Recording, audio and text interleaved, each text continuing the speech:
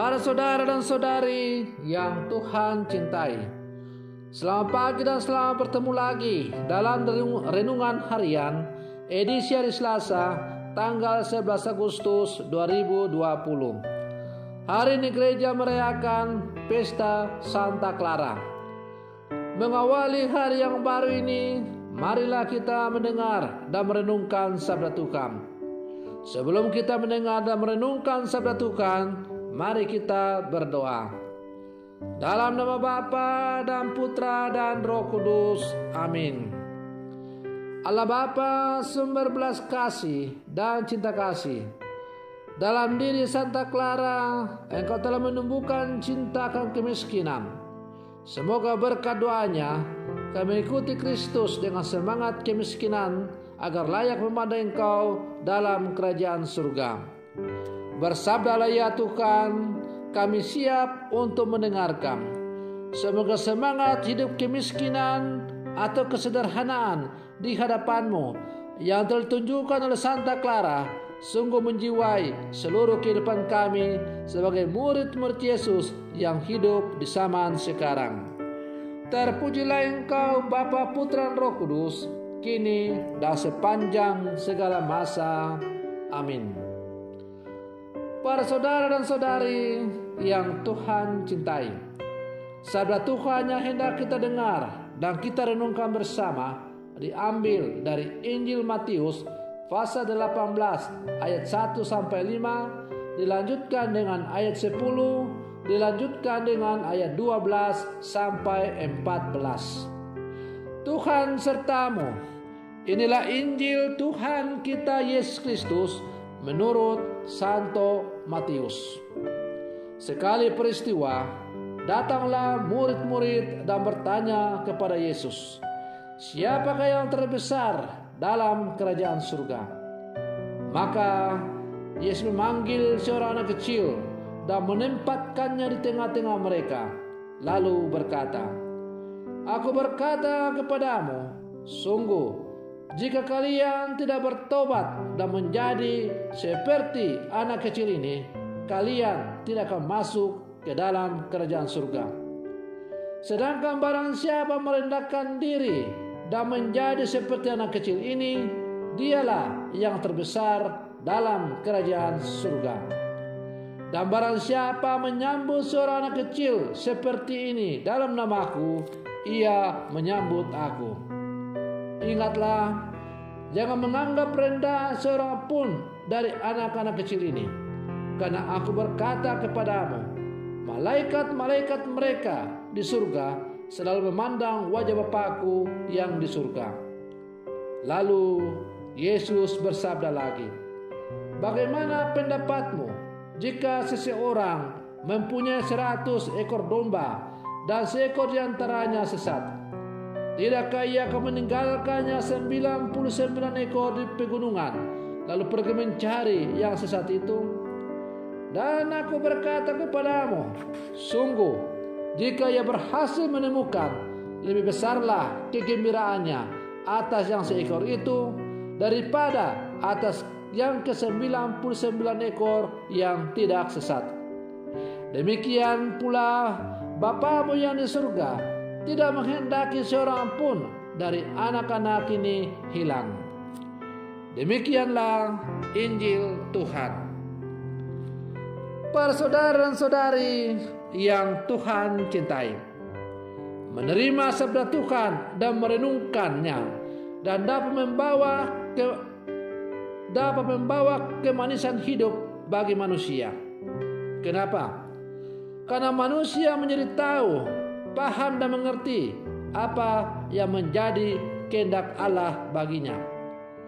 Dan salah satu yang dikehendaki oleh Allah bagi manusia adalah bahwa Allah tidak menginginkan manusia hilang dari hadapannya, atau seperti yang dikatakan dalam bacaan Injil hari ini, bahwa Ia tidak ingin supaya ada orang yang binasa. Sebab Allah begitu mencintai manusia yang diciptakan seturut citranya.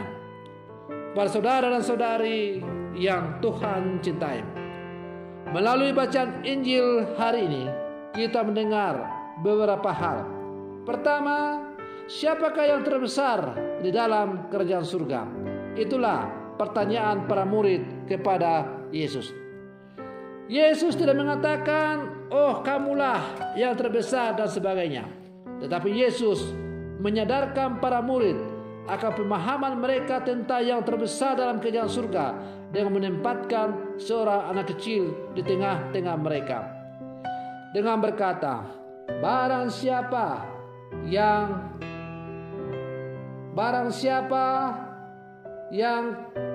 tidak menjadi seperti anak kecil ini, maka ia tidak dapat masuk dalam kerajaan surga atau tidak mendapat bagian di dalam kerajaan surga.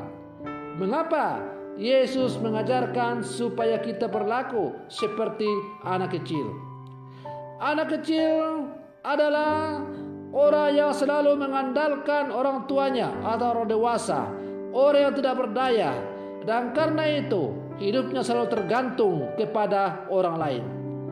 Maka demikian pula hendaknya kita sebagai orang-orang beriman, hendaklah seluruh kehidupan kita hanya menggantungkannya kepada Allah. Tanpa Allah kita tidak mungkin berbuat sesuatu. Nah, karena itu kalau kita berlaku seperti anak kecil yang tidak berdaya, dan memang kita tidak berdaya oleh karena kita telah jatuh ke dalam dosa, hanya oleh karena belas kasih Tuhan, maka kita masih bisa menikmati hidup. Maka hendaklah kesadaran bahwa kita adalah orang-orang yang tidak berdaya, orang-orang yang berdosa, tetapi hanya karena belas kasih Tuhanlah maka kita masih ada. Maka hendaklah kita menggantungkan seluruh kehidupan kita kepada Allah dan menjadikan kehendak Allah sebagai satu-satunya perjalanan atau pegangan hidup kita. Para saudara dan saudari yang Tuhan cintai, lalu pengajaran Yesus itu semakin dilengkapi dengan bagian yang kedua, yaitu cerita tentang seorang gembala yang memiliki 100 ekor domba, tetapi satu di antaranya tersesat.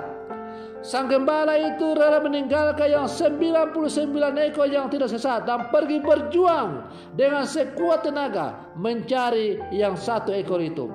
Dan ketika dia menemukan dombanya yang tersesat itu, dia sungguh gembira karena ia menemukan kembali. Kenapa dia begitu gembira? Bakal lebih besar sukacitanya daripada yang 99 ekor yang tidak sesat itu. Karena ketika salah satu ekor dari domba itu tersesat, maka domba itu berkurang, tidak genap lagi 100 ekor. Tetapi ketika domba itu kembali menjadi genap 100 ekor, maka itu berarti dia akan bersuka cita karena bilangan jumlah dombanya kembali menjadi genap. Lambang kesempurnaan hidup yang akan kita alami ketika kita telah menikmati hidup berbahagia bersama dengan Allah. Gembala itu adalah Yesus yang tidak pernah menghendaki satu orang pun binasa. Dan karena itu setiap orang yang menjauhkan diri daripadanya, ia berjuang dengan sekuat tenaga dengan berbagai macam cara melalui orang-orang utusannya untuk menyadarkan supaya mereka kembali ditemukan oleh Yesus. Dan ketika kita berhasil ditemukan oleh Yesus, maka Yesus akan bergembira, para malaikat di surga bersukacita, keluarga besar kerajaan Allah bersukacita. Kenapa? Karena domba yang tersesat itu kembali ditemukan dan kembali masuk ke dalam persekutuan anak-anak Allah itu. Dan dengan demikian maka kesempurnaan dalam kepenuhan di dalam kehidupan anak-anak Allah itu menjadi penuh lagi, karena yang tersesat itu sudah kembali. Para saudara dan saudari yang Tuhan cintai, kita sebagai murid-murid Yesus yang hidup di zaman sekarang, kita mungkin juga bisa tersesat dalam kehidupan kita ini. Maka sebagai murid-murid Yesus, kalau kita sungguh menyadari bahwa kita telah tersesat jauh dari apa yang diajarkan oleh Yesus, maka mari kita kembali ke jalan yang benar. supaya Yesus bisa menemukan kita, maka kita harus membiarkan diri kita untuk ditemukan Yesus. Membiarkan diri kita untuk ditemukan Yesus adalah membangkitkan dalam hati kita, dalam diri kita semangat tobat. Dengan membangkitkan semangat tobat dalam hati dan diri kita, maka Yesus dengan gampang akan dapat menemukan kita dan membawa kita kembali ke dalam rangkulan kasih-Nya. Semoga permenungan saya ini semakin menghantar kita untuk menjadi pengikut-pengikut Yesus yang tangguh di zaman sekarang. Semoga demikian. Selamat pagi, Tuhan Yesus memberkati.